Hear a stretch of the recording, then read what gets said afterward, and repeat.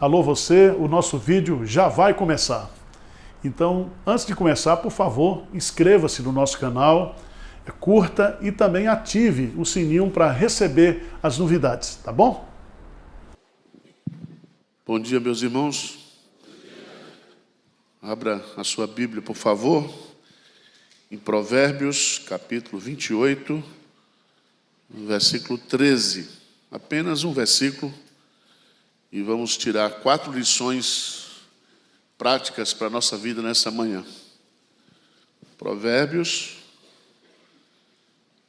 28, versículo 13.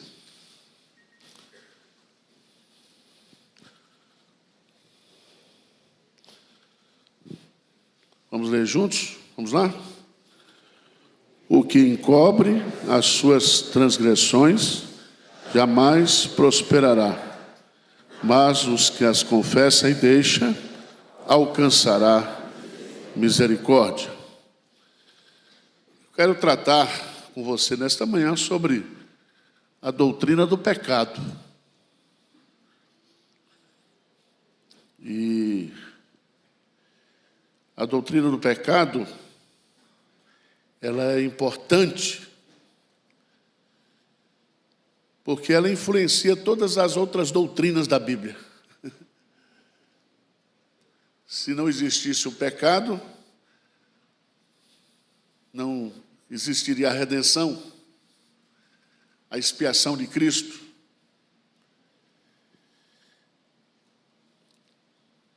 Søren Kierkegaard, ele diz que o cristianismo começa com a doutrina do pecado.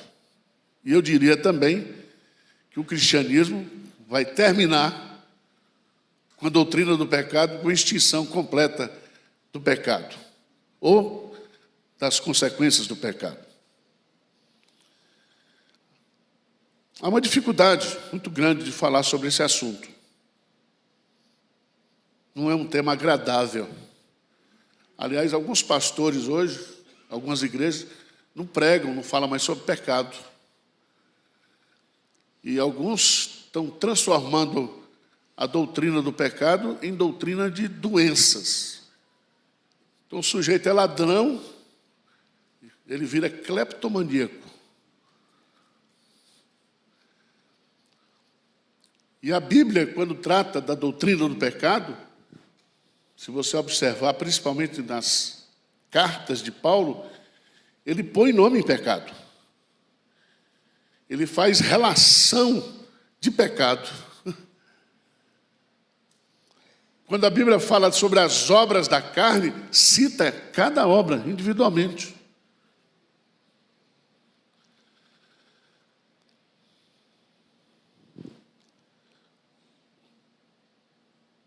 Infelizmente,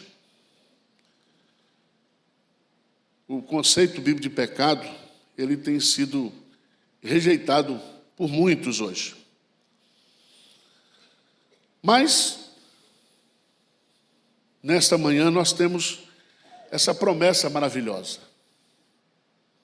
que está aqui em Provérbios. E pecado está sendo definido aqui como transgressões. Transgressões.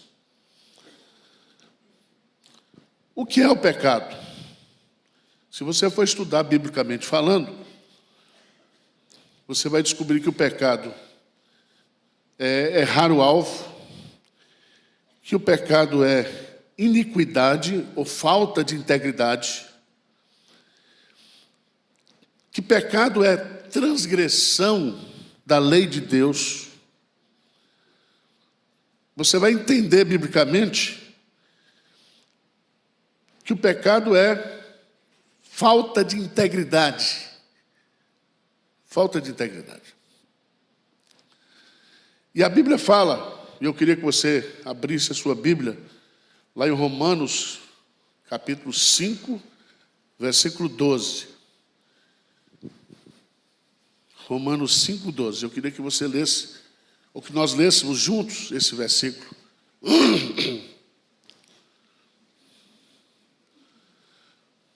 Vamos ler juntos? Portanto, assim, por um só homem entrou o pecado no mundo, e pelo pecado a morte, assim também a morte passou. Então a origem do pecado está em Adão, cabeça da raça.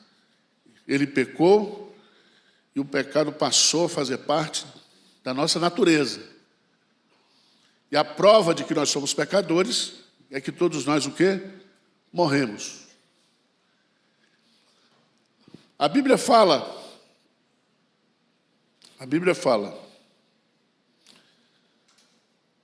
que as consequências do pecado são, primeiro, nos torna culpados diante de Deus.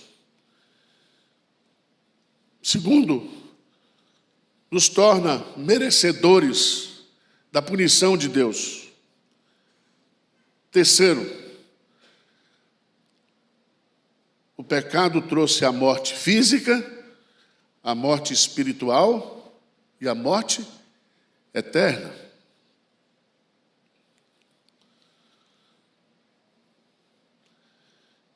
Nós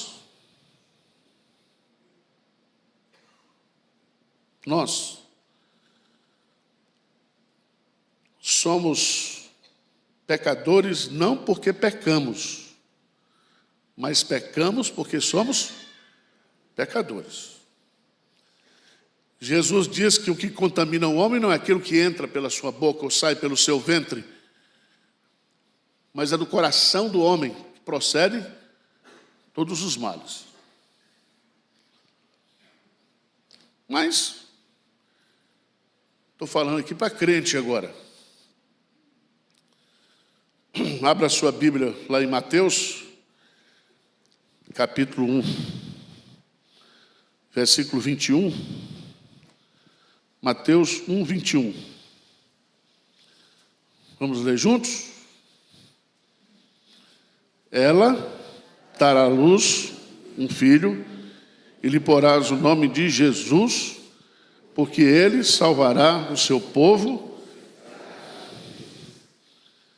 Jesus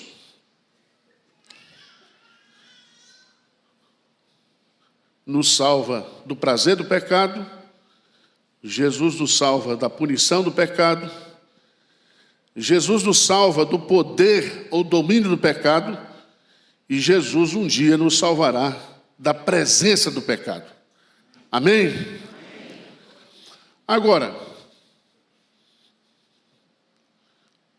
eu sei o que vocês fizeram na noite passada. Os embalos de sábados à noite. E a gente chega aqui, todo mundo com cara de santo.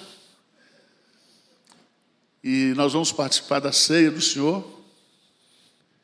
E Ele instituiu essa ceia justamente para que a gente se lembrasse do sacrifício que Ele fez por nós, para nos purificar, para nos santificar. E esse versículo aqui, ele é maravilhoso, porque ele é um versículo para crente. E aqui eu queria tirar, nesse versículo, 4 lições. Primeiro,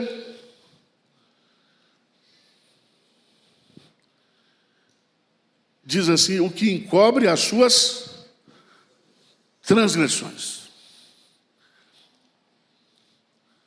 O que encobre. A gente pode encobrir uns para os outros. Mas para Deus, tudo está patente aos seus. Ele sabe tudo.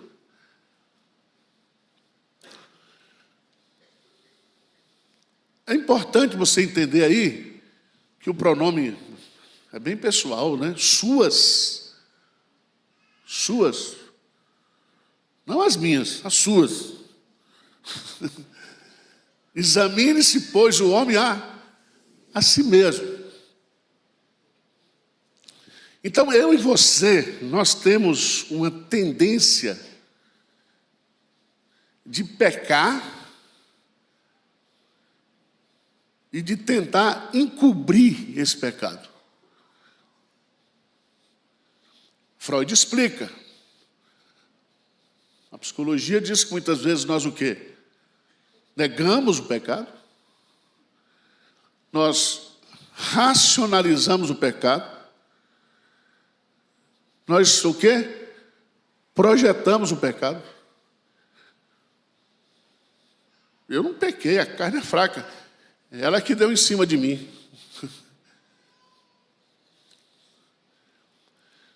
O que é encobrir o pecado? O que é encobrir o pecado? É viver e agir como se o pecado não houvesse sido o quê? Cometido.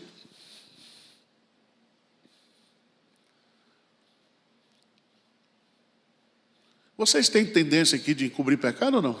Levanta a mão, só os pecadores.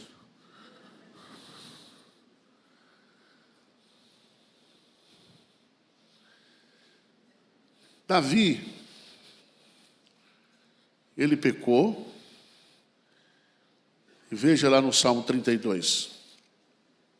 Salmo 32, no versículo 3, ele diz assim: enquanto calei, e eu gosto de Davi porque ele não diz os pecados, os meus pecados. Enquanto calei os meus pecados, envelheceram os meus ossos pelos meus constantes gemidos todo dia, porque a tua mão pesava o quê? Sobre mim. Então, a pior loucura que pode acontecer na minha vida e na sua vida é a gente pecar e tentar negar esse pecado.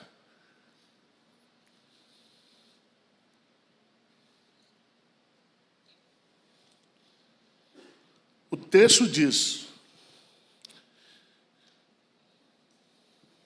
o que encobre as suas transgressões. Essa é uma atitude.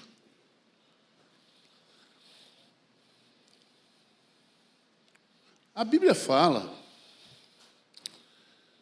que nós devemos confessar os nossos pecados. O que é confessar pecado? É reconhecer para Deus que nós somos pecadores. Deus já sabe. Mas o confessar é você realmente assumir o seu pecado, a sua natureza pecaminosa, os seus erros. Mas o texto nos diz que encobrir as transgressões tem uma consequência. Qual é a consequência? Lê para mim aí no versículo 28. O quê? Não é talvez. É o quê? Jamais. Esse verbo prosperar, ele é aplicado na Bíblia no sentido de prosperidade, de crescimento, de desenvolvimento, de avanço. O sujeito morava no rio, na beira de um rio, pegou o barco, atravessou o rio, tomou umas cachaças do outro lado do rio. Entrou no barco, remou a noite inteira e não chegou do outro lado. Primeiro porque ele estava bêbado. Segundo porque ele não tirou a corda que segurava o barco. Ele remou e não saiu do lugar. Por isso que andar de esteira é uma coisa chata, não é isso? Eu não gosto de andar de esteira, porque você anda, não vai para lugar nenhum.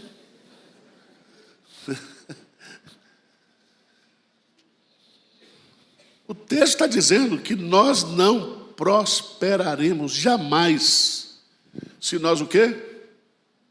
Encobrirmos os nossos pecados. Significa que pecado é uma coisa que existe e que precisa ser imediatamente tratada da nossa vida.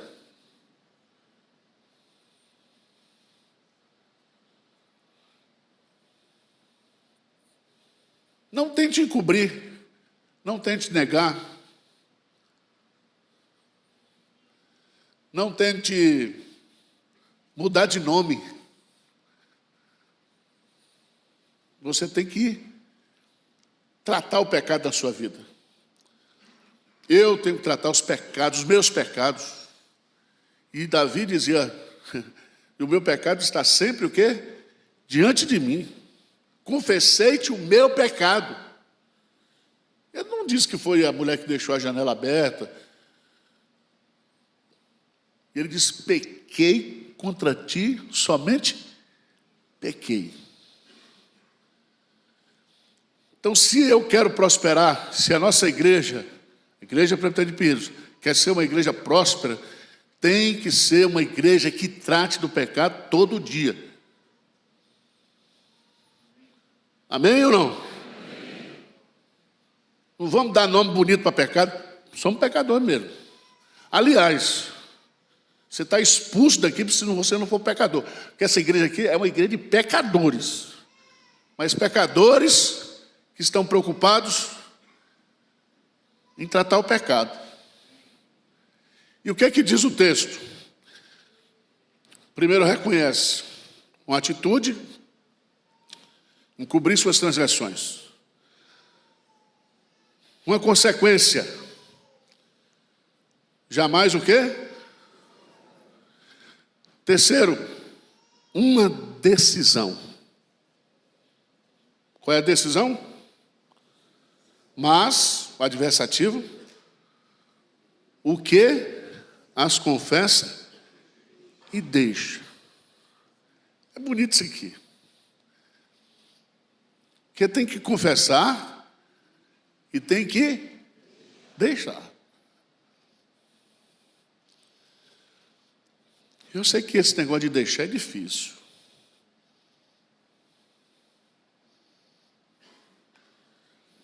Todo mundo aqui fez juramento ano passado que esse ano não ia pecar aquele pecado que ele peca sempre. Você não tem isso, só eu tenho, né?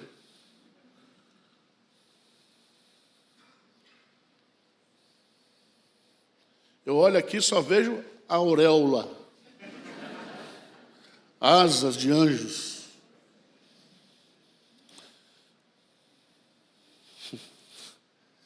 Irmãos,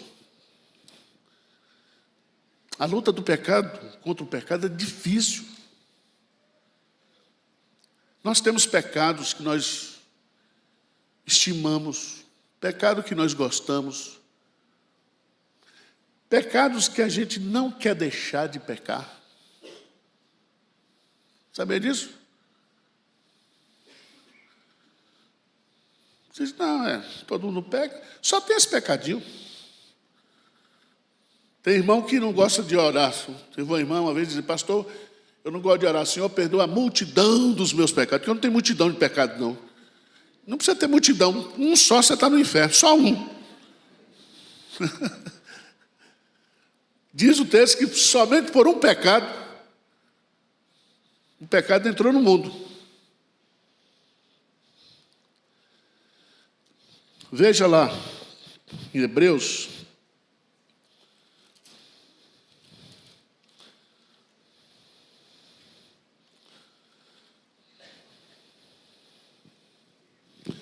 capítulo 12, versículo 4. Esse versículo, eu sou encrencado com esse versículo.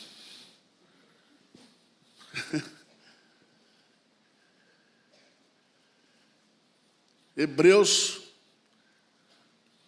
capítulo 12, versículo 4. O que é que diz aí? Ora, na vossa luta, o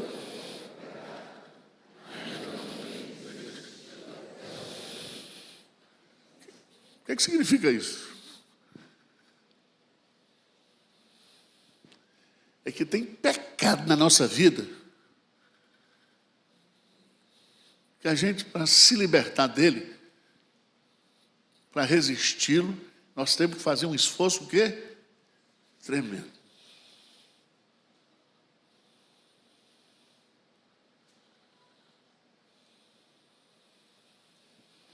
Vamos abrir o confessionário aqui. Quem tem luta contra pecado aqui, levanta a mão.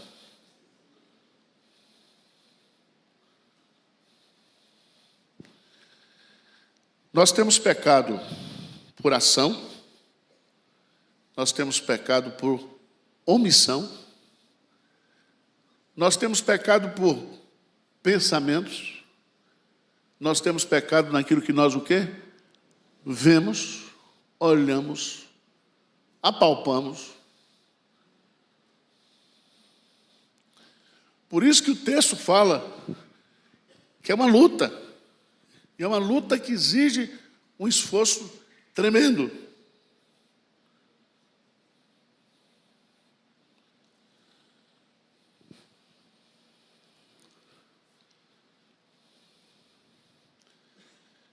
Nós sabemos, irmãos, que o problema do pecado já foi resolvido. Todos os nossos pecados já estão o quê? Perdoados. Mas nós não estamos livres da presença do pecado. E o bem que eu quero fazer, eu não faço. Mas o mal que eu não quero, isso eu faço. Mas o que é lindo desse versículo de Provérbios, ele fala da atitude de encobrir, ele fala da consequência, jamais prosperará, nunca prosperará. Mas ele fala de uma decisão, confessa aí e deixa. Mas ele termina com uma bênção. Qual é a bênção que nós temos? Alcançará o quê? Misericórdia.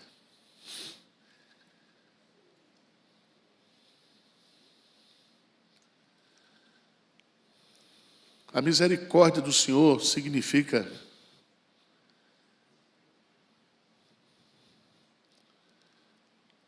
o seu sentimento de compaixão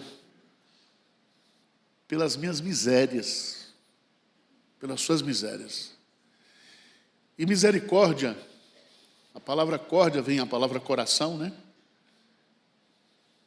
É como se Deus sentisse no seu coração compaixão por mim e por você. Amém?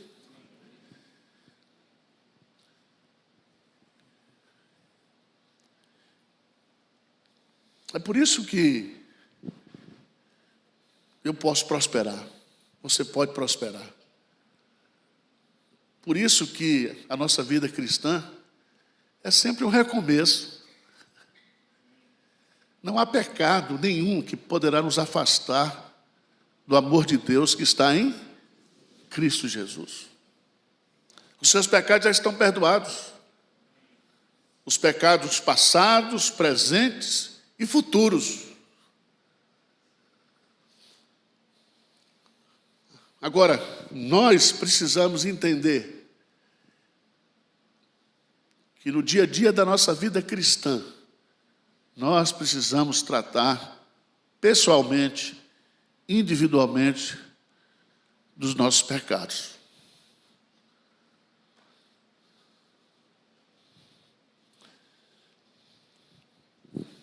Esse assunto é tão sério que lá em João, Evangelho de João, capítulo 16,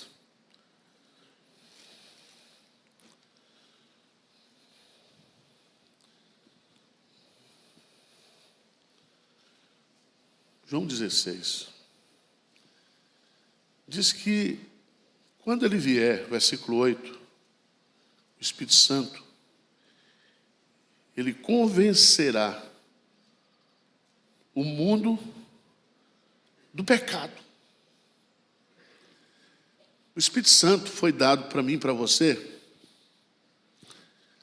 para nos convencer. Porque a gente peca e a gente acha que não peca e a gente não tem a dimensão do nosso pecado e a gente tem a tendência de negar, de encobrir, de racionalizar Então Deus é tão gracioso que colocou o Espírito Santo dentro de nós. Mas não é para convencer apenas do pecado. É para convencer do pecado que é em nós e da justiça que há em Cristo. Porque se Ele nos convencesse somente do pecado, Ele ia mostrar a doença. Mas Ele nos convence do pecado e Ele traz o remédio. Amém? A cura para o pecado.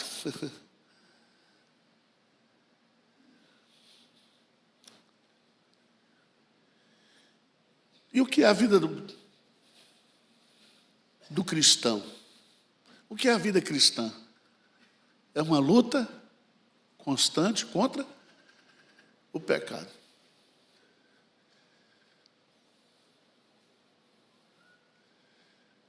Mas nessa manhã, é manhã de graça.